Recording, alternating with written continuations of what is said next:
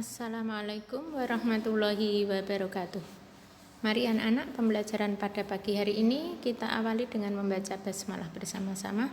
Bismillahirrahmanirrahim. Oke, semoga semuanya sehat dan tetap bersemangat. Hari ini kita akan belajar interaksi manusia dengan lingkungan, itu pada tema 4, subtema 1, pembelajaran 3. Tapi kalau anak-anak masih mengingat pembelajaran di tema 3 ini pada dasarnya sama ya, kita cuma mengulang saja. Nah, anak-anak perhatikan gambar ini adalah gambar contoh interaksi manusia dengan lingkungan ya. Jadi lingkungan itu isinya apa? Ya, lingkungan itu isinya ada makhluk hidup atau lingkungan biotik dan makhluk tak hidup atau lingkungan abiotik. Lingkungan biotik itu contohnya ya tumbuhan, manusia itu sendiri, hewan. Sedangkan tidak hidup atau abiotik itu contohnya adalah tanah, batu, udara, air, dan sebagainya. Oke, kita lanjut sekarang. Interaksi manusia merupakan suatu bentuk hubungan timbal balik. Ini anak-anak sudah tahu semua ya, antara individu dengan individu, individu dan kelompok, serta kelompok dengan kelompok. Nah, interaksi manusia mencakup interaksi manusia dengan lingkungan alam, dengan lingkungan sosial, dengan budaya dan ekonomi. Nah, sekarang kita lanjut interaksi manusia dengan alam. Nah, tentu manusia berhubungan dengan lingkungan alam. Nah, lingkungan alam adalah lingkungan yang terbentuk secara alamiah tanpa campur tangan manusia. Nah, lingkungan alam mencakup semua benda hidup dan tak hidup. Nah, itu alam. Jadi ada benda mati, ada benda hidup. Nah, makhluk hidup contohnya manusia, hewan, dan tumbuhan. Kemudian lingkungan alam yang tak hidup atau komponen abiotik itu contohnya batu, tanah, udara, air, dan sebagainya. Oke, sekarang kita lanjut.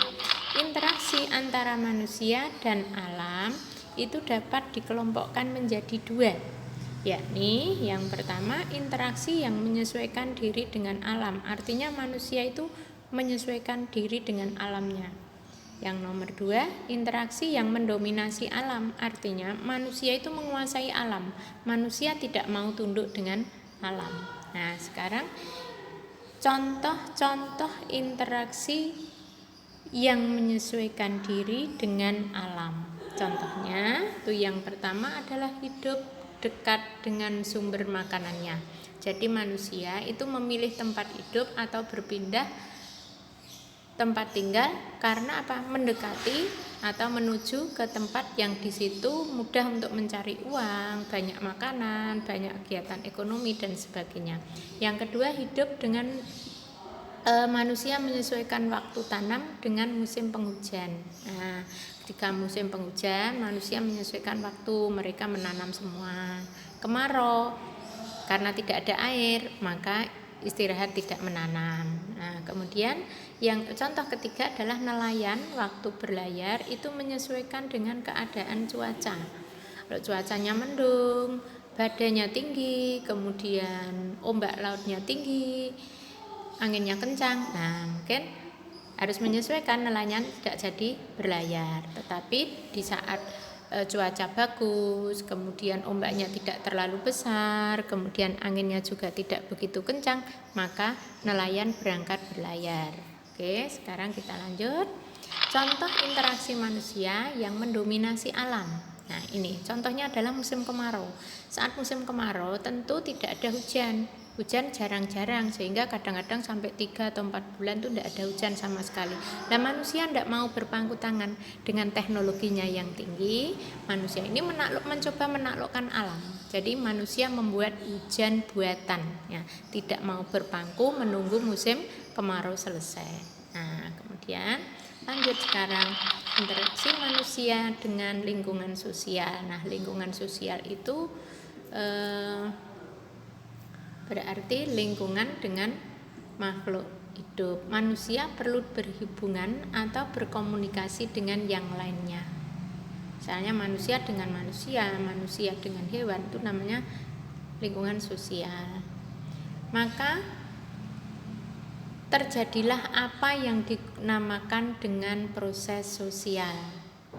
Proses sosial adalah suatu interaksi atau hubungan saling mempengaruhi antar manusia. Itu disebut proses sosial. Saling mempengaruhi, saling berinteraksi. Nah, proses sosial ini akan terjadi kalau adanya interaksi sosial.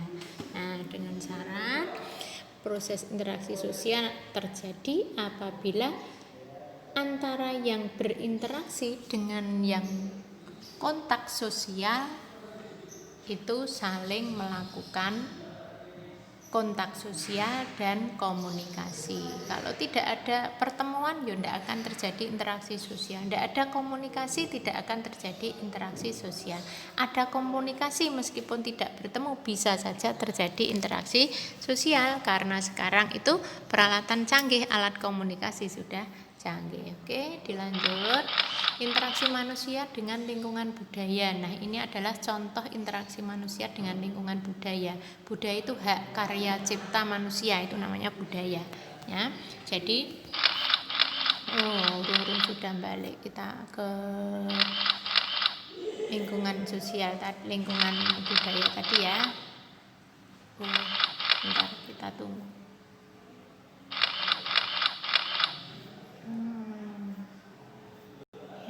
Kita tunggu tadi kesentuh apa itu balik ya. Lanjut dulu.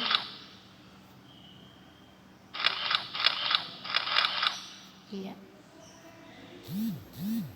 Terus lanjut. Nah, ini contoh lingkungan interaksi manusia dengan lingkungan budaya. Jadi budaya itu contohnya kan ya tarian daerah, senjata tradisional, pakaian. Nah, manusia mempelajari ini. Manusia mementaskan tari, manusia bernyanyi, itu termasuk budaya. Nah, kemudian lanjut interaksi manusia dengan lingkungan ekonomi. Ya, ekonomi, lingkungan ekonomi itu lingkungan yang di situ terdapat tempat untuk saling berinteraksi yang dapat menghasilkan uang atau barang. Itu namanya ekonomi ya. Contohnya pasar. Jadi pasar adalah contoh tempat melakukan interaksi manusia dengan lingkungan ekonomi. Kemudian lanjut lagi, interaksi dengan lingkungan sosial itu tidak selamanya mengarah kepada persatuan, akan tetapi kadang-kadang mengarah pada perpecahan. Nah, ini adalah contoh interaksi dengan lingkungan sosial yang mengarah pada persatuan. Contohnya banyak sekali, mengadakan musyawarah, kerja bakti, membersihkan sungai dan sebagainya, masih banyak sekali. Nah, kemudian ini adalah contoh interaksi sosial yang mengarah pada perpecahan ya, tawuran pelajar, demo anarkis ya. Demo itu sebenarnya tidak dilarang, tetapi karena itu merupakan proses demokrasi, tetapi yang dilarang adalah apabila terjadi anarkis. Nah, anarkis itu ya perusakan, menyakiti orang dan sebagainya. Oke, Nana, terima kasih sampai di situ. Semoga semuanya paham. Nanti anak-anak tugasnya di buku siswa diinfokan Bu Guru setelah ini. Terima kasih. Assalamualaikum warahmatullahi wabarakatuh.